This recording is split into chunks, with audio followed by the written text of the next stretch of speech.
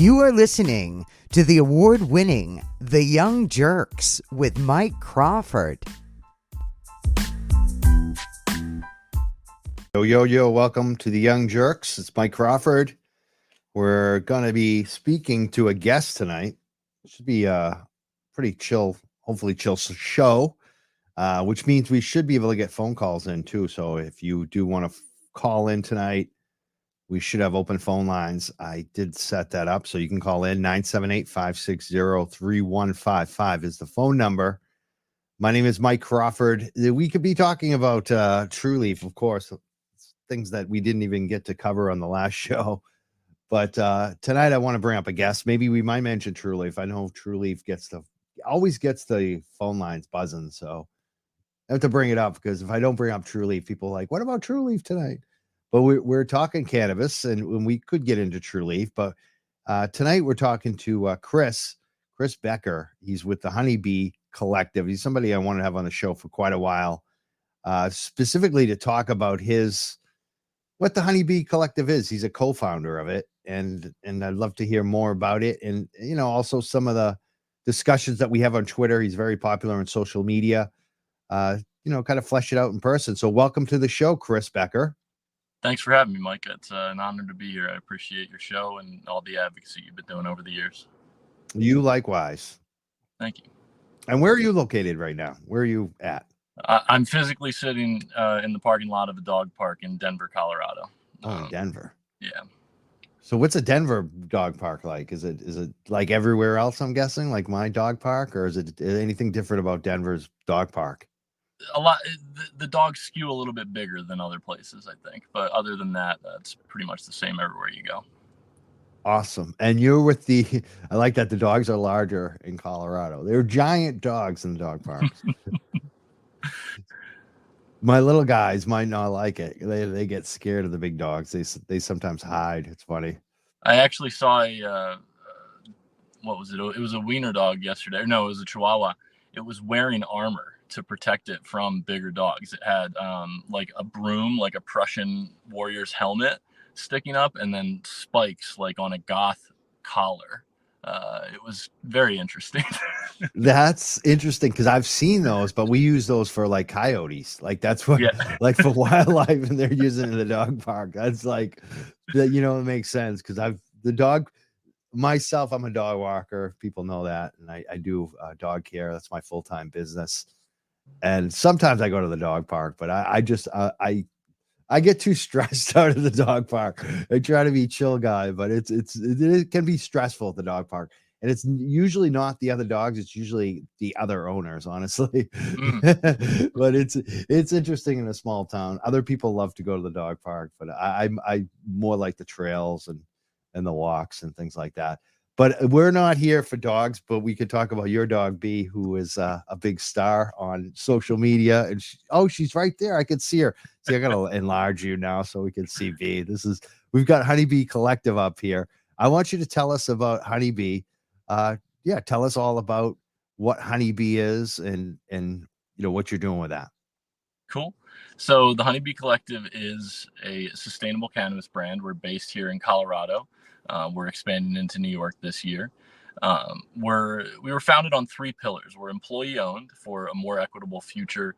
We're community driven to make sure that people are getting what they want and that we're evolving with what the everyday consumer wants.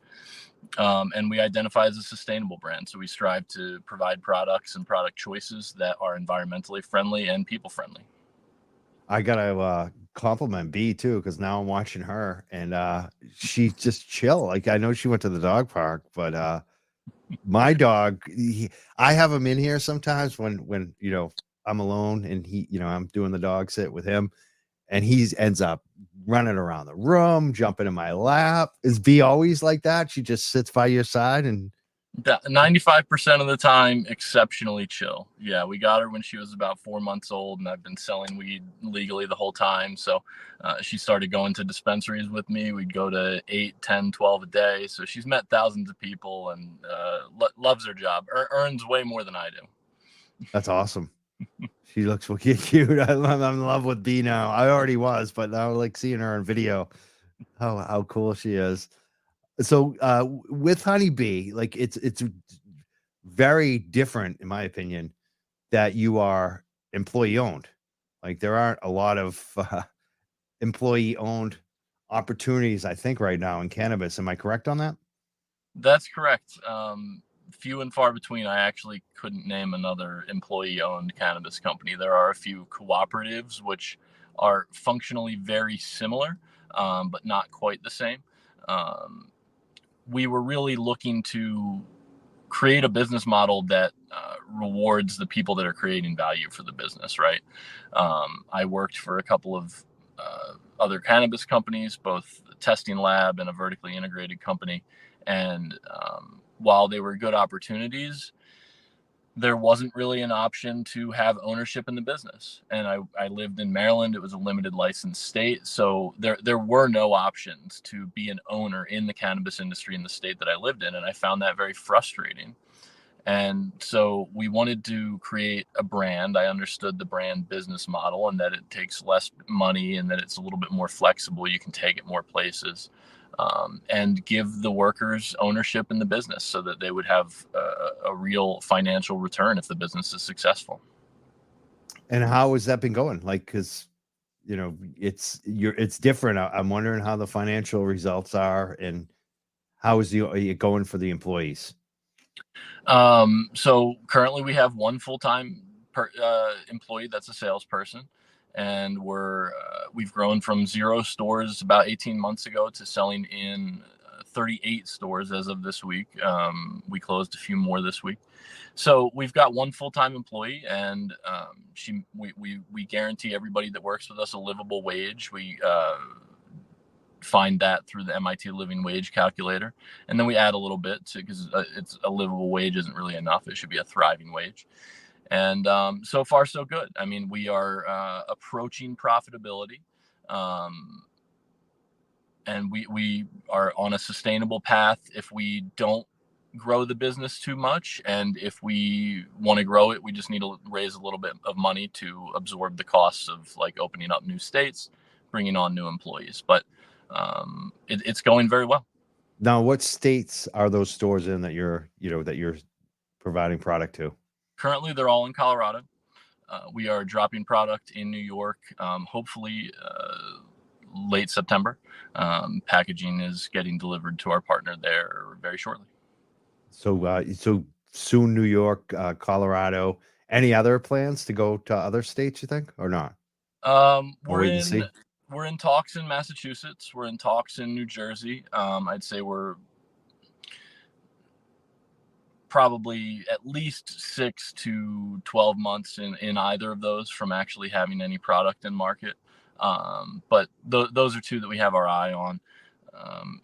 States where people share our values, right? We did a lot of surveys when we built the brand, to make sure that we were giving people what they want.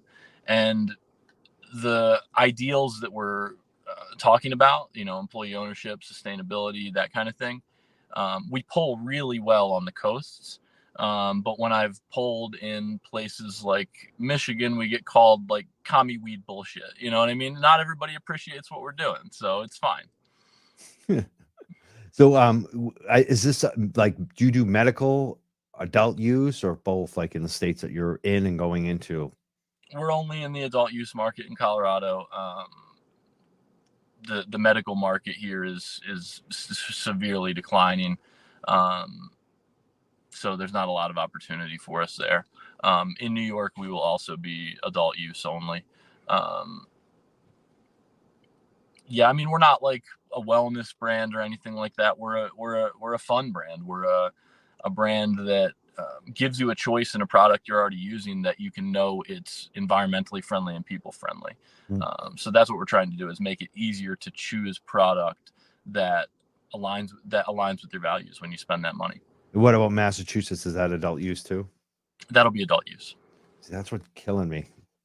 Because I mostly, I'm talking about personally as a consumer, I travel quite a bit to Maine, the state of Maine, for product because I'm on the medical side. So they accept our cards up there. The products are phenomenal, but a lot of times I don't want to drive. And all the best brands now are on the adult side, but the tax is 20%. So it's like, it's tough to make a medical patient pay the 20% like myself. And it's just like, I'm hoping we're going to change that. We're trying to change that to like basically allow medical patients to buy adult use without taxation. Like that's hopefully going to happen. But there's a bill right now, but I just kind of sucks. Like I actually went yesterday and bought adult use. I paid the tax, it's like, because there are medical stores up here, but they just kind of suck. There are the old school ones. They're the big companies. They don't, Yeah. I don't want the price. It's, people always think it's about the price. A lot of it is about the price, but it's also at a certain point about the quality. And for me, like that's the biggest thing. I want good price with good quality.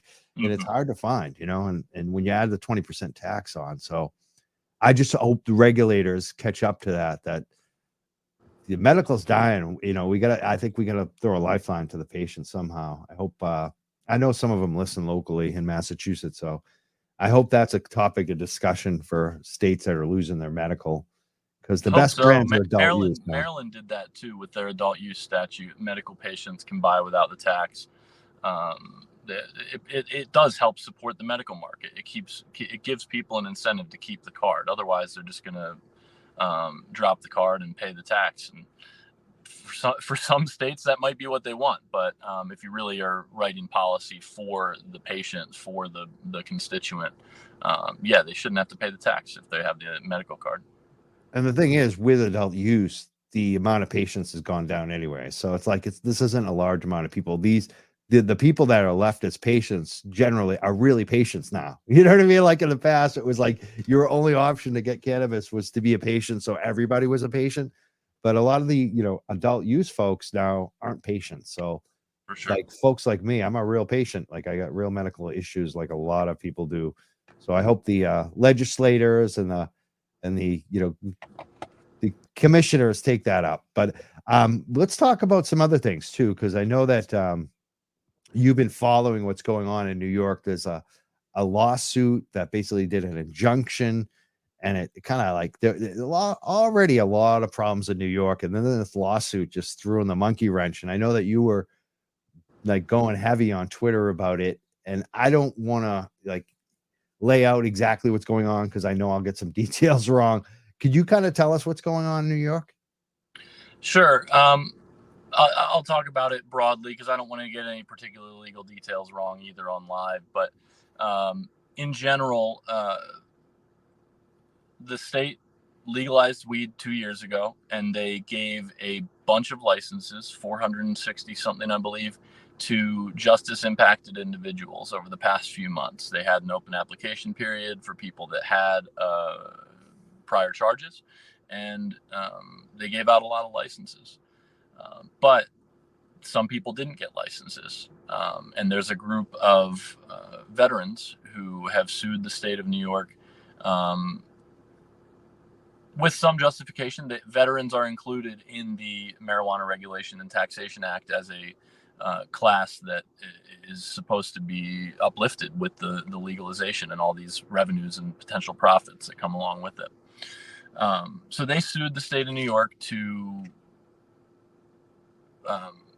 have themselves included and open up the licensing applications for veterans in addition to justice impacted individuals. And then a group called the Coalition for Access to Safe and Regulated Cannabis has joined that lawsuit. And that coalition is made up largely of, in New York, they're called ROs, but it's multi-state operators that have large cultivation and dispensary operations in New York.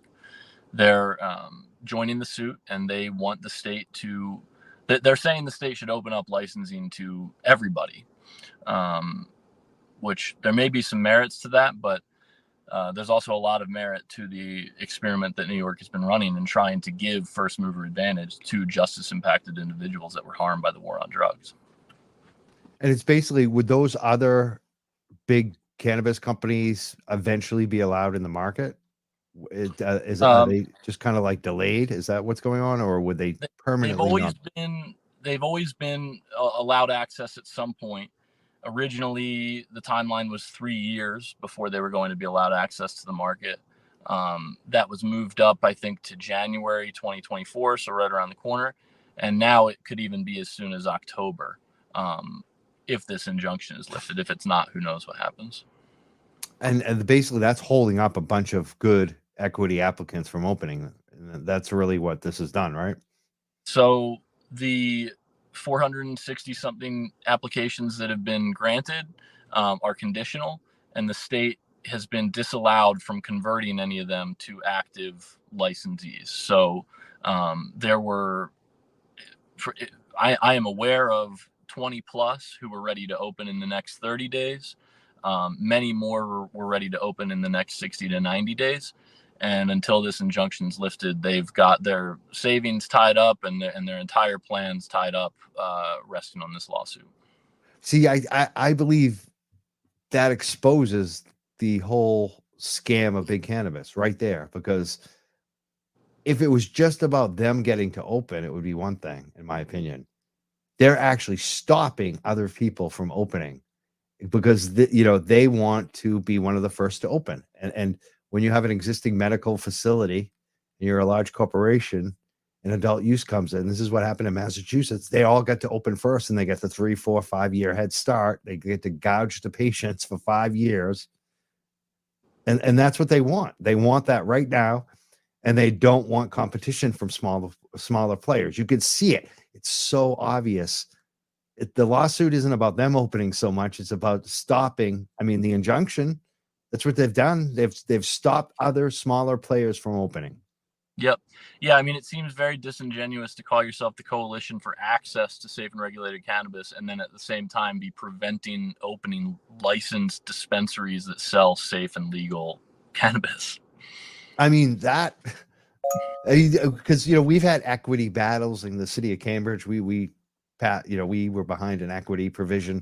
And the hardest thing about it was to deny to deny someone else opening in a way, like, because that's what that did. That delayed the big cannabis companies for 3 years from opening and allowing the smaller players to actually get a chance to open during that 3-year period and not get, monopolized out, which has happened in so many other communities. I mean, this is the fight that we see is the small players are still trying to get open and they're not going to make it and they have to sue and all this crazy stuff goes on. And it's because the big players have gobbled up everything and won't allow them to open and have paid off all the politicians locally. So it's a really shady situation.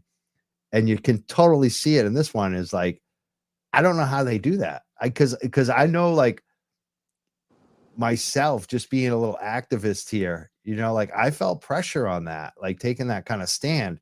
They've got a lot more to lose. They've got billion-dollar companies and they're not shutting out big cannabis. They're shutting out the smaller players. Like, that seems real. I think a lot more people should really kind of take a look at this situation, because that to me just exposes it. It's like you're not even suing really, it seems like, to open yourself. You're just suing to stop these other folks from opening before you.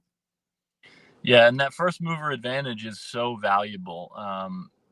When you're able to take advantage of that initial price, higher prices that come along immediately post legalization, they crash and stabilize pretty quickly. But you can make back a lot of your initial investment if you are part of that group that gets first mover advantage. And so it's really unfortunate that small businesses are being tied up like this in New York right now. Horrible. So who are some of these companies that are behind that organization? I know Green Thumb Industries, I believe, is one of them, right?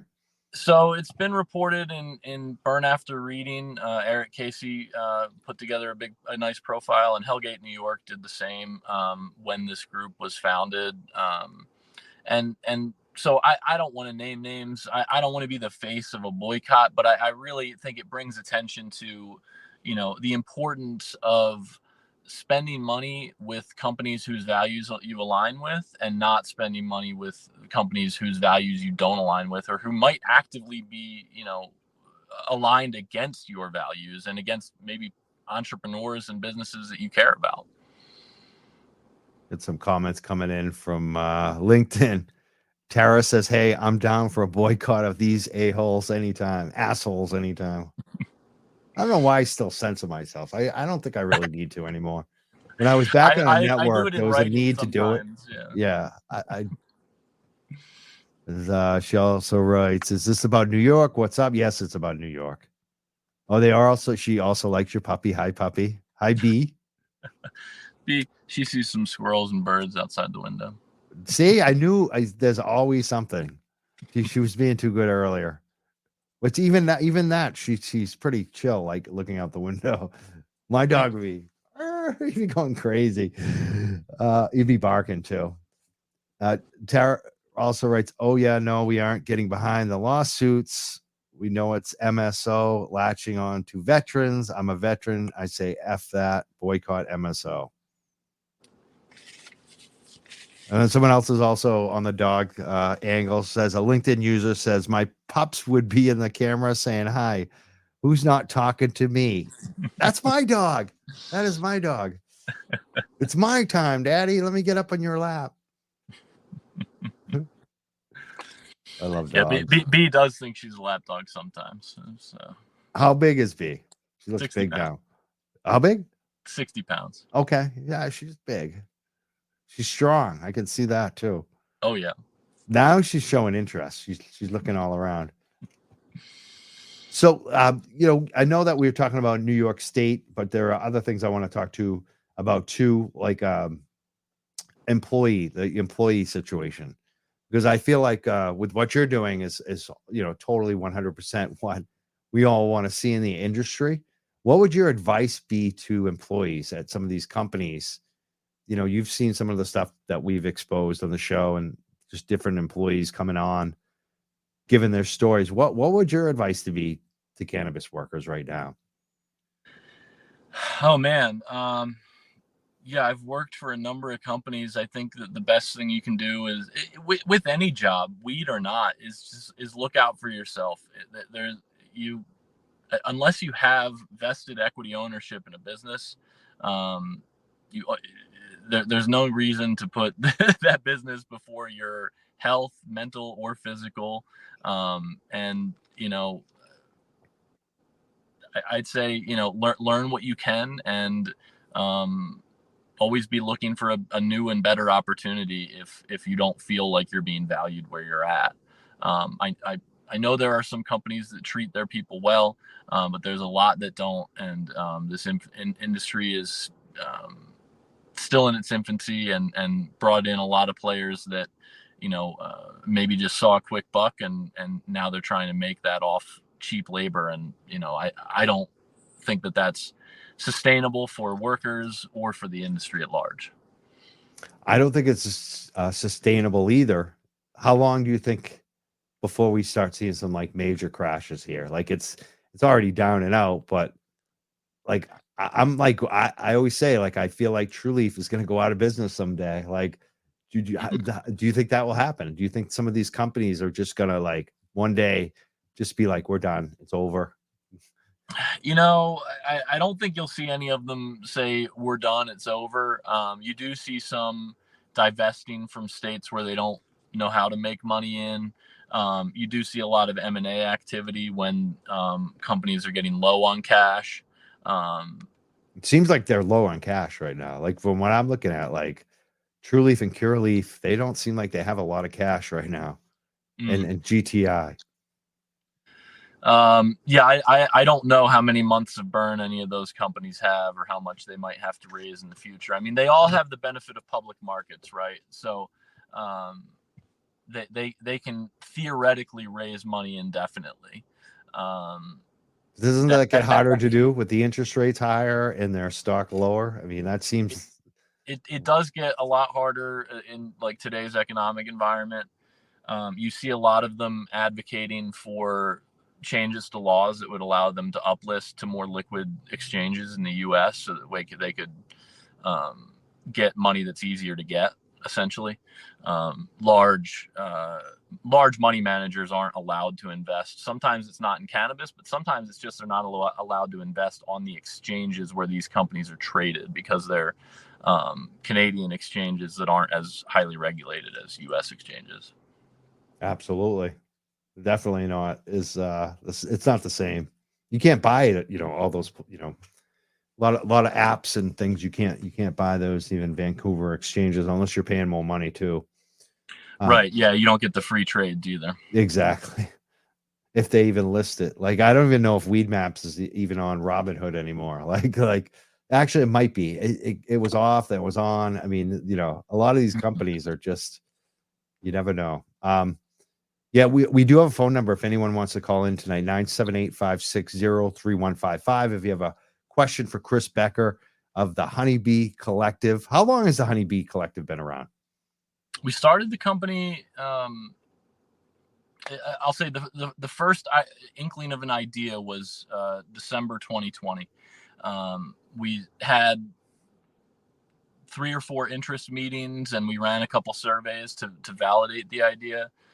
We've been in market since April of last year, so a little over 18 months. We've actually been selling products in Colorado. And you like I see that you have the tins, you have the calm, you have the different pre-roll, like little tins. I like the look of those.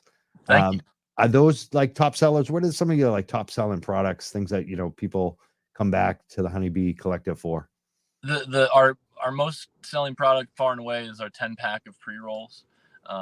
There's 10 half-gram pre-rolls in a tin. We select strains for effects. We have Peace, Pause, and Party, which is our substitute for Indica, Hybrid, and Sativa, to let people know what they can expect out of the strains that they're smoking. And then we have the pleasure of going to the farm and trying these strains and deciding which mood they're going to go in. That's my favorite part of the job for sure. I would enjoy that. That would be very enjoyable. Well, when next time you come out to Colorado, we'll take you to visit the farm where we get if I can have a getaway from the dog business. It's so funny. People don't get my family must think I'm nuts because I never. You don't get a lot of my girlfriend's son is getting married in our town, thank God, and it's going to be a great way. Like we're so excited for this, and she's like, "Don't schedule any dog walks. Don't schedule any customers." Customer hits me up. I'm like, "Oh, he'll be so easy." I booked it. When you're an entrepreneur, saying no to work is hard. I get it. Well, it's like because especially I'm like, you know what? Like we already. It's funny on this one, I wouldn't have booked it, but like I'm already in charge of our dog. Like I'm going back and forth for our dog during the wedding. We've already decided that like we don't trust anyone else, and this will be easy. So I'm like, I can Winston just like our dog. Don't it's so funny. So yeah, I'm always working, even on the one day that we agreed. But so anyways, not enough about me tonight. Tell me more about Chris Becker. How did you decide to get into cannabis too? Oh man, I'd always wanted to work with weed in some way, and I did prior to legalization for a while. The industry first got my attention when Maryland legalized, and I was actually not using any. I was physically sober at the time. I didn't use any substances at all for about 8 years, and Maryland legalized, and I looked at the law and I saw how few licenses they were giving out, and I thought, man, that looks like a license to print money. and it got my business mind spinning. And I tried to get a group together to apply for one of the licenses. We didn't end up getting an application together. And I watched, and it took a couple of years for the industry to get off the ground. Finally, I went to work for a vertically integrated company in Maryland. I saw a brand ambassador position open up, and I just applied for it. I'd never done brand ambassador work before, but I have a background in marketing and in sales. That's what I've done for most of my career for various companies. So it wasn't too far out of line with what I was familiar with. Started there and then moved up into a sales role, and then started working for a testing lab. Sold weed for a company in Colorado, and then ultimately we started the Honeybee Collective. Awesome. And I'm gonna assume that you do, but do you grow cannabis too? At home, I'm not growing any right now, but I do sometimes. Do you have any advice for first-time growers like me growing outside for the first time ever? I have a guide that I wrote. It's on our website. You can download our home grow guide. I don't know what the link is on our So website. the Honeybee Collective has a home grow guide on their website. Yeah. I don't. It's if you go to the link in bio on my bio or on any of Honeybee Collective's socials, I know the home grow guide is there. I don't know what the link is on our website.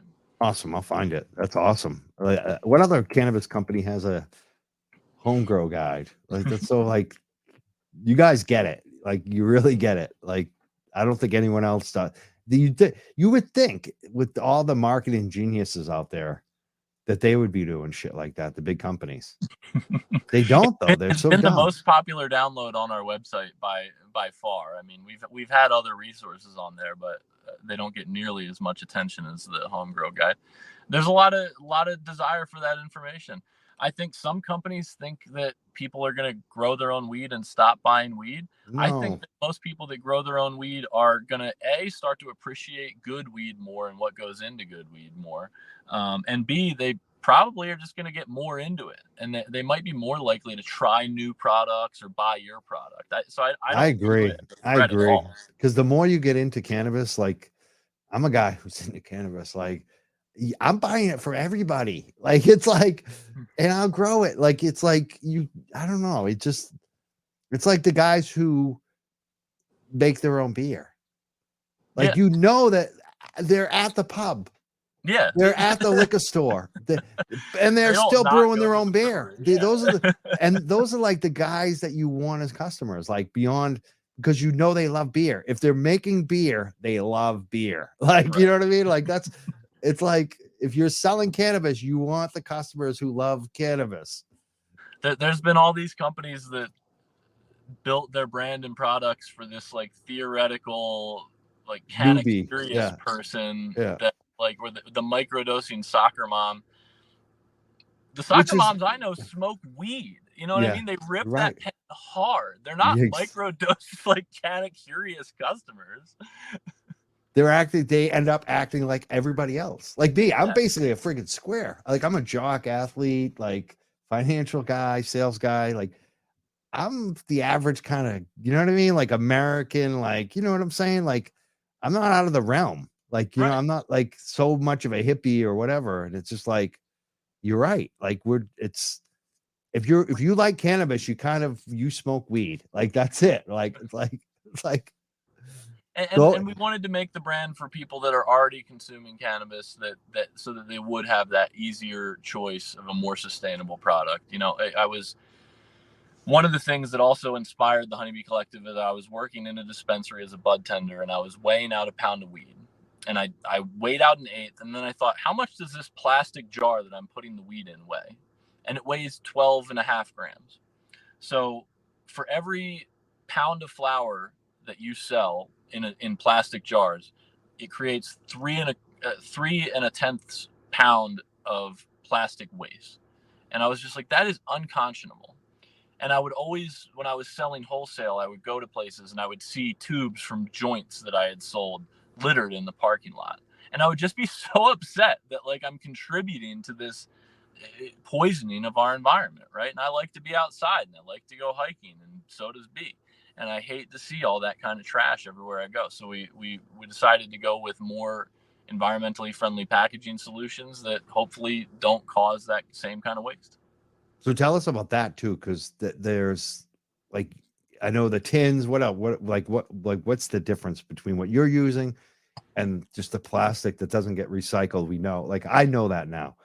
You know, we throw the plastic in our recycling bins, it ends up in the landfill. Like totally. The whole thing has changed in the last couple of years. The costs have gone up. There's nowhere to recycle it anymore. So the plastic ends up going thrown out. It's not being recycled. I think glass gets recycled. I think, you know, other things get recycled, but plastic definitely is not. What are you guys doing? Like, what's different about what you're doing, and what are they doing? So we're constantly looking for the most environmentally friendly solution that we can get. Right now, what we're using is tin for our 10 packs of pre-rolls and for our flour. And for our 2-pack of pre-rolls, we use a compostable tube. It's home compostable. So you can just put it right in your home compost bin. 3 to 6 months, it'll be degraded. We went with tin because when we looked at plastic, glass, tin, all these different options, it was the best combination of recyclability and product preservation, right? The best packaging would be no packaging, and if I could just sell you a bag, like a bulk bag of joints, that would be awesome. But it wouldn't protect the joints. You wouldn't have a good experience. Cardboard is okay, but at the time we couldn't find a cardboard and compostable bag solution that was CR certified, child resistant. So we went with tin, and tin is about 90% recycled. When you put it into a single stream bin, it does get reused, and it can be reused indefinitely. It doesn't suffer any loss of integrity. Yeah. You can just keep making new tin from the same old stuff over and over again. So, and it's also light. Glass is highly recycled too, but it's really heavy to transport. Like, and also as a bud tender, like I've like you break it, my back picking up just it breaks, and it breaks too, and can, you know, that's what I always worry about is when I have my cannabis in the glass. If you break the glass and the cannabis has shards in it, it's like, oh man. So yeah. So we didn't love the glass, and also you need a top for the glass, and at the time there weren't, I don't think, compostable tops. I think you can get compostable and also hemp biochar tops now, which is cool. And so we're not like married to our packaging, but we want it to be a good experience and as environmentally low impact as we can possibly make it. Now, the pricing on that stuff, the tin and the compostable, is it like comparable to plastic? Like, is there a reason why everyone else is using plastic? And it's not really comparable. So, like, when you look at our 2-pack of pre-rolls, right? If you wanted to get a plastic tube for that, you could probably get it labeled for under 25 cents when you buy it in bulk, and we're paying about 60 cents in the volumes that we're buying it for. So it's quite a bit more expensive. The tin, I'd say that for joints, right, the cheapest solution is probably going to be a cardboard and plastic combination, or a straight plastic combination.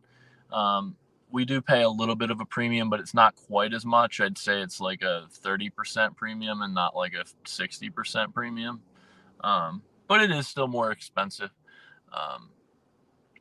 You know, people will pay a little bit more for environmentally friendly products. They told us that in surveys, and they've shown that in real life since we've been in market.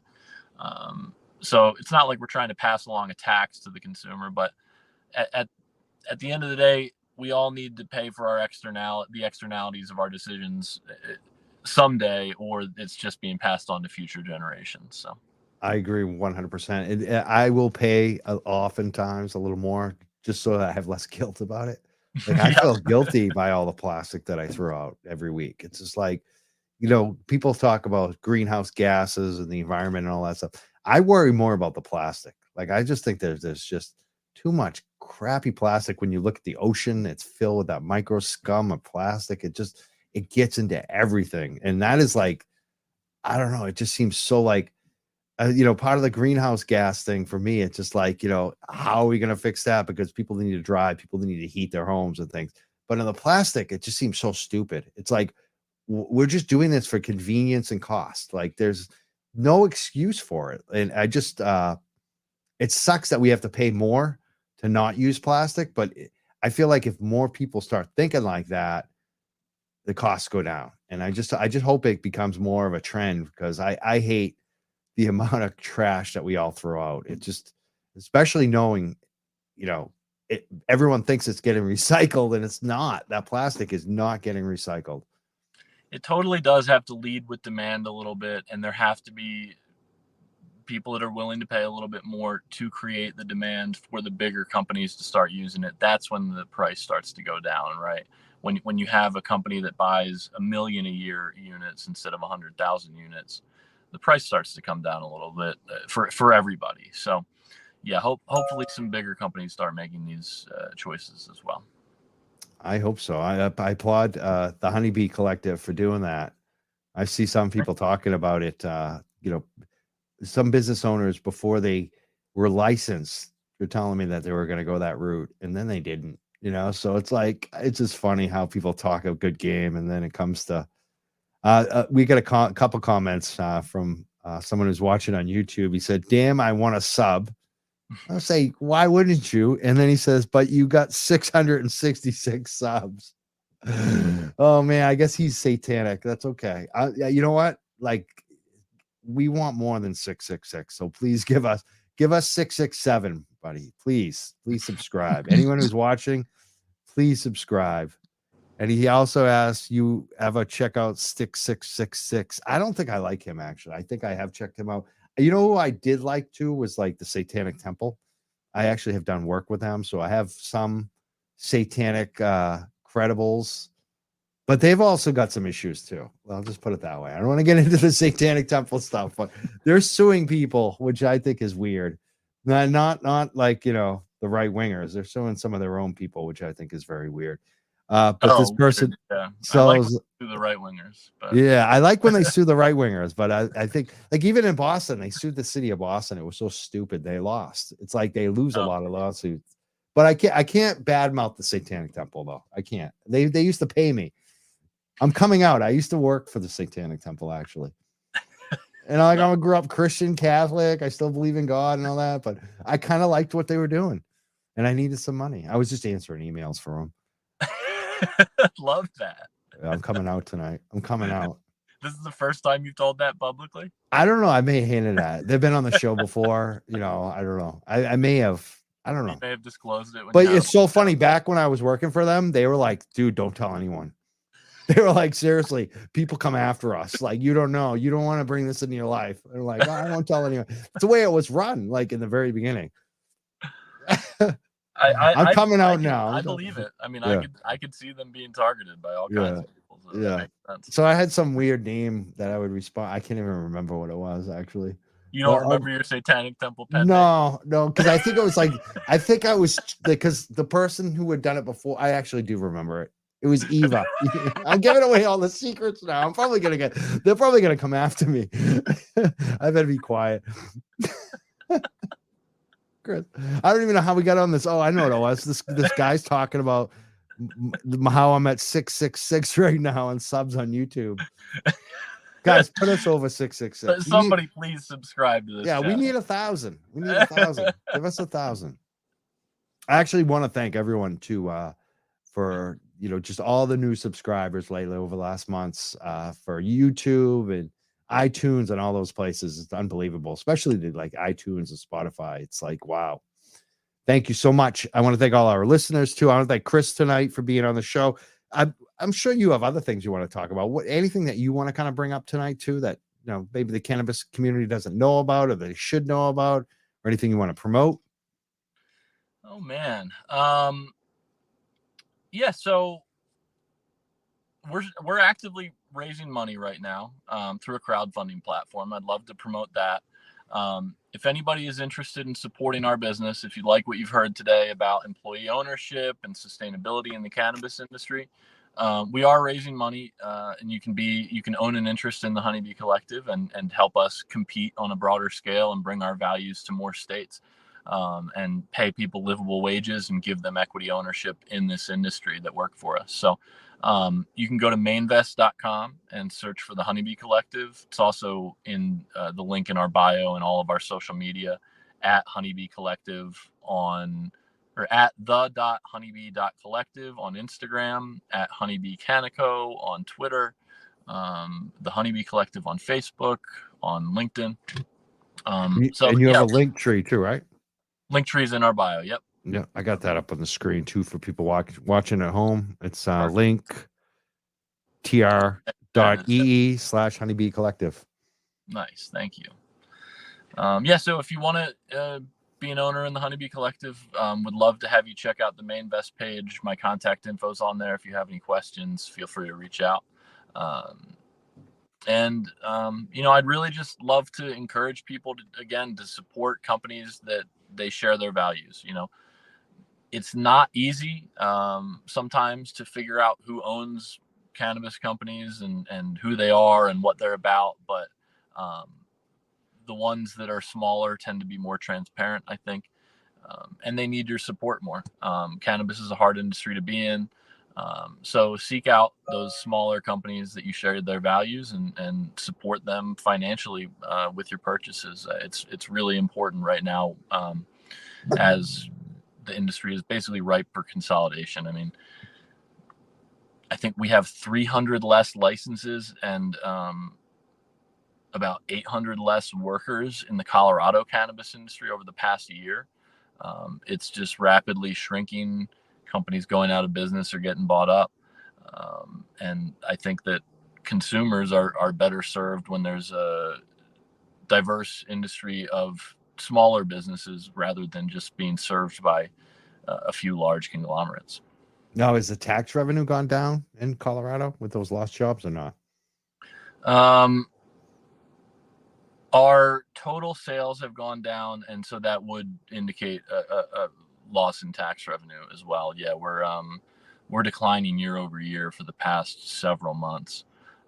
So there is less tax money. They've raised the taxes in some cities, and the marijuana enforcement division actually recently raised their fees both for workers to get their industry badge and background check and for relicensing renewals and that kind of thing.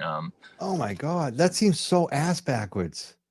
It's like Yeah. instead of like cutting barriers to expand the market, you're raising, like, that's, if you're worried about it, oh my God, that's just so crazy. I can't believe they're doing that. Like, because that was my next question. What have they done? Because that's what I'm worried about. Like, I'm wondering what Massachusetts is going to do when our revenues start going down, because that hasn't happened yet, but I think it's going to happen eventually, like within the year or so, like if not sooner. What, like it's to me, to raise the prices, that just seems really not a smart move. Well, I will give them credit for not raising, and I think there's a reduced fee schedule for social equity businesses. So they are still trying to, like Mass, encourage more social equity participation in the industry.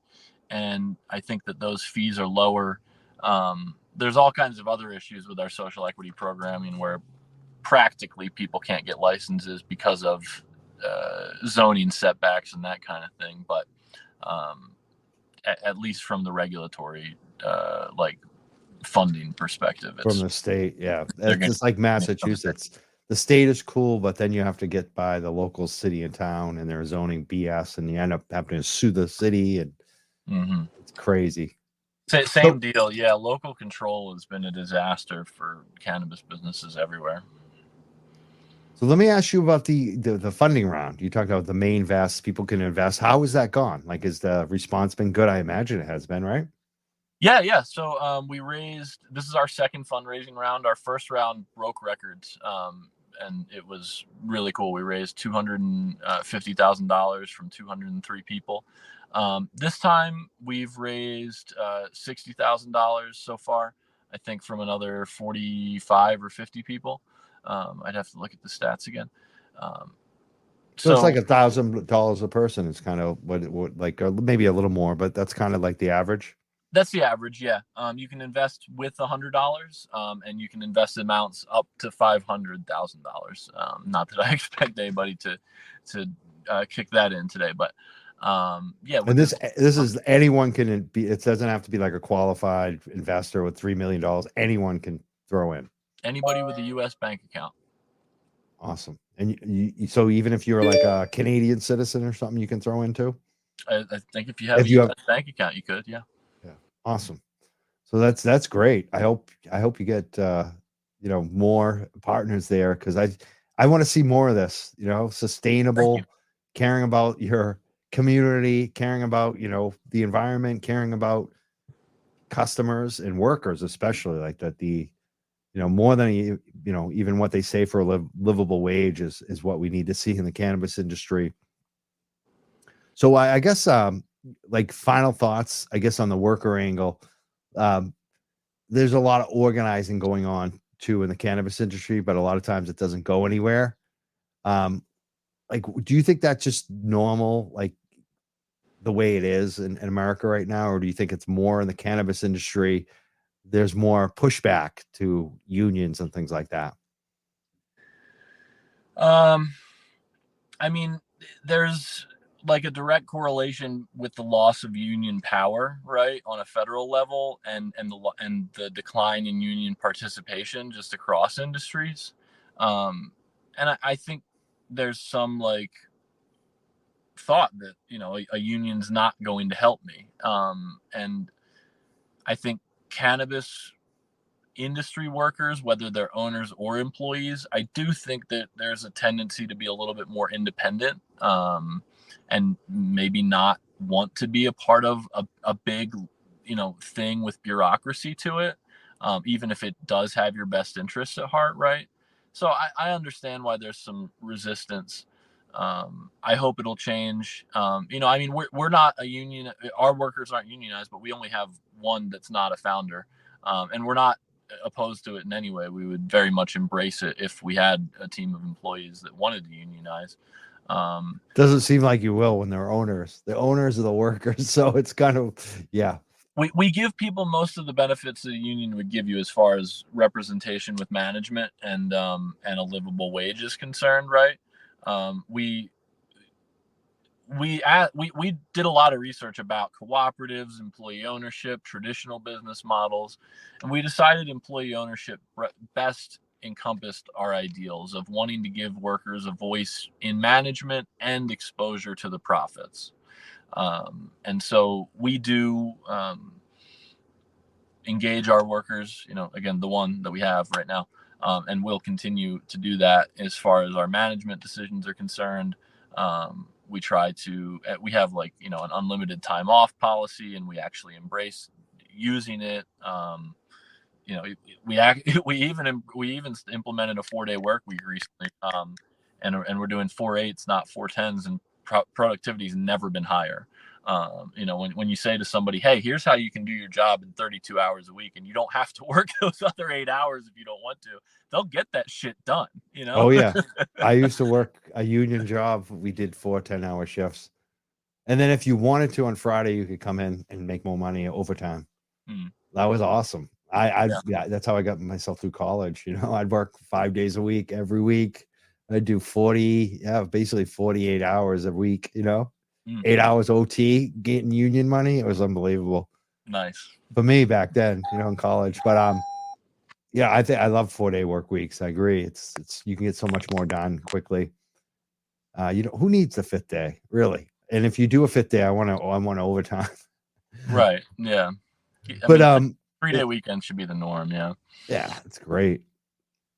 So I had another question too related to what we were just talking about, which is the union issue. I'm not sure where I went. You caught me off guard with I just go to OCD tonight. It's okay though. We'll come up. I'm sure I'll come up with the thought like right as I'm leaving. I'll be like, we're done with the show. Have a good night, Chris. Let me ask you one more question. How I always do it to people. But I want to thank you so much for coming, being on the show tonight. I know what it was. It was a selfish question. It was about me. Because what I really want is I want the 5 gram 10 joint in Massachusetts. How much do you sell those for in Colorado right now? How much does that retail for? They're retailing between 38 and 46 depending on the store that you're in. But our wholesale price Keystone markup is 38. Is it like with the wholesale price? Do you usually double? How does that work? I'll pull the curtain back a little bit for the listeners. Most stores shoot for 100% markup, which is a 50% margin. If they don't charge that in cannabis because of 280E, they are probably losing money when they sell stuff, because they can't write off their expenses related to selling. So 100% is the minimum. And then some stores are able to get a little bit more than that if they're in a high traffic area, a richer neighborhood, that kind of thing, a tourist area here in Colorado. Now I hear from a lot of the smaller growers, especially in Massachusetts, that they're having a lot of issues with getting paid from the dispensaries that they sell the product to. Do you run into that a lot too? Is that an issue, or is that not so much an issue in Colorado at this point? it is an issue in Colorado. I see people complaining about it in industry, like social networking pages. We had one client that we were doing marketing for that never paid us. And we had one dispensary customer that has paid down their bill, still owes us a little bit of money. And I mean, that's got to be tough when, you know, I'm sure your margins are pretty tight. It's really tough. Yeah. Especially for us as a brand. You know, we don't own the grow. We don't do the rolling our joints ourselves. We do all of that through a partner that has the actual license to touch the plant. Right. So our margins are slim and we don't get paid until they get paid. So yeah, it is very tough for a brand or for the grower to not collect. I mean, they have very real expenses in growing that product and rolling joints before they ever send it out the door. So, and so are you going to be doing that same type of, because I know that makes you different too. Are you going to do the same thing in Massachusetts? Like it's kind of like almost like a licensing and a program. How does that work? Like when you go to a state like Massachusetts, do you do the same thing as Colorado, or is it a little different? So that's the easiest way to do it. And the way that we will probably do it. We are actively working with some partners to try to potentially acquire, ideally retail. We'd like to acquire a number of retail stores that we could make into employee owned or cooperatively owned, depending on where we can get the financing. And in that case, we would then be a plant touching company in a state where we would execute that strategy. But for now, you know, easiest and what the capital that we have available, the licensing deals are the fastest way and give us a chance, right? Because there's already across the country so much grow and processing infrastructure. You see it sometimes, you see it like being repurposed already, right? The industry's still very new, but you see these places becoming redundant already. So we want to help empower growers that are already licensed, but maybe don't sell as much product as they'd like to have a brand that is compelling and gets them a great margin, and helps us lift up growers who are doing their best to, you know, make environmentally friendly product. Do you think there comes a certain point when people are selling all these grows that it'll be worthwhile to even buy them? Because I always wonder, like, we're seeing stuff getting sold now and people, you know, just giving up licenses. Is there a certain point where it's like, okay, now it's time to get in on this because the prices come down so much? Honestly, I don't think so for indoor growing in a lot of places.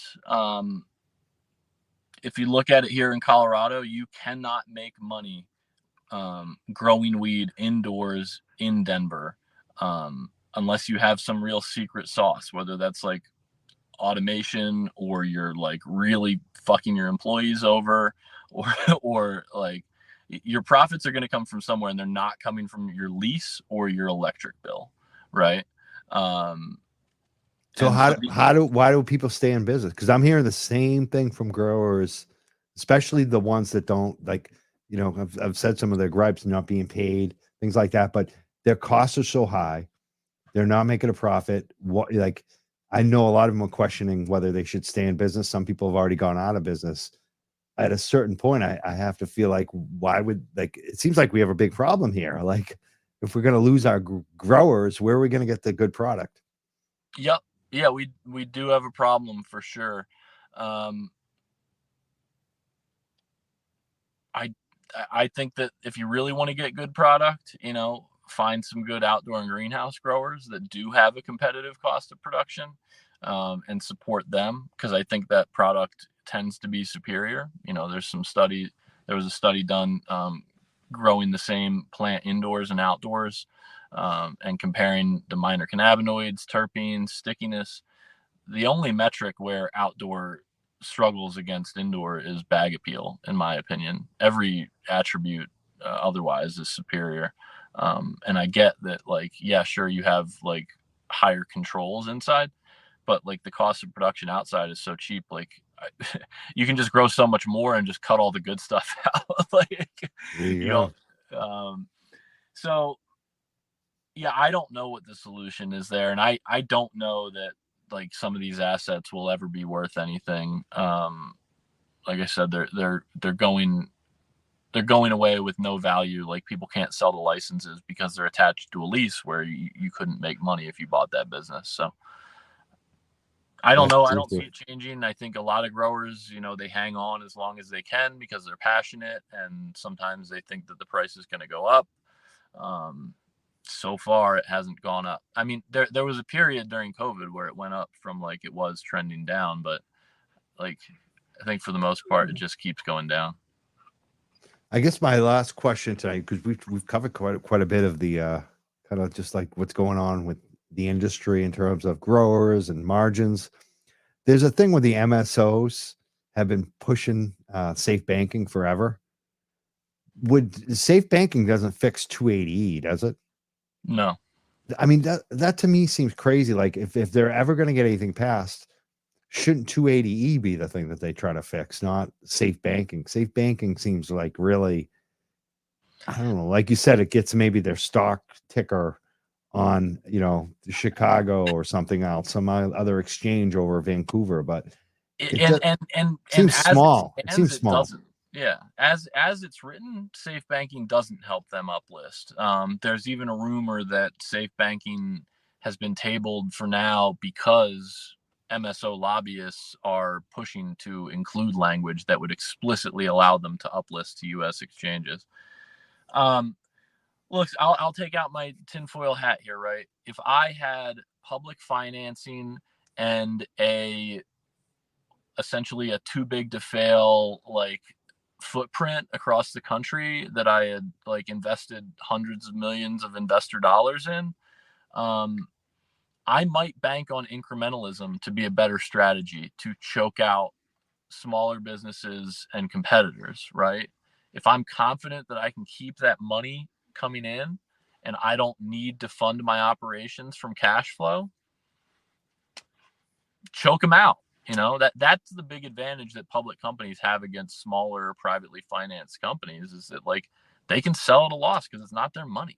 And like Amazon. Amazon sold for a loss in books, for years. Put all the bookstores out of business, and then the book prices came up.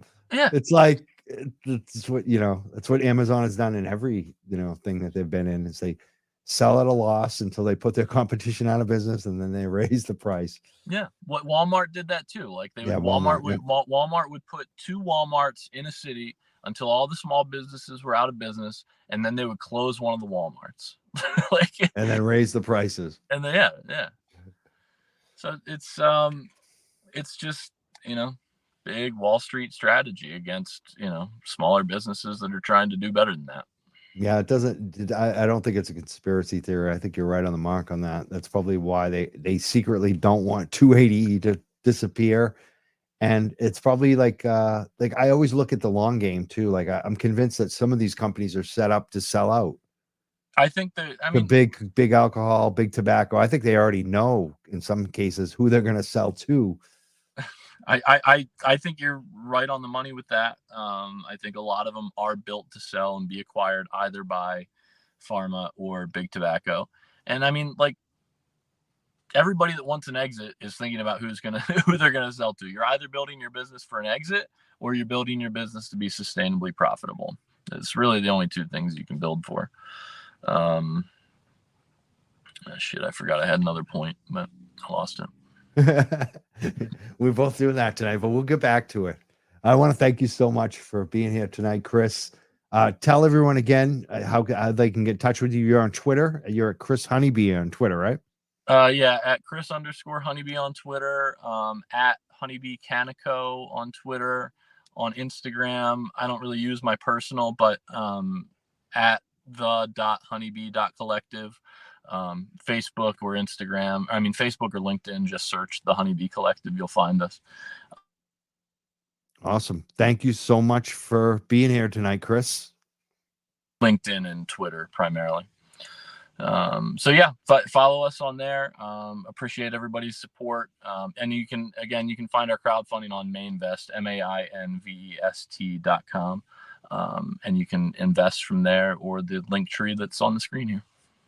Thank you so much, Chris. And we're going to put it in the podcast description to the link tree so you can find all about Honeybee Collective.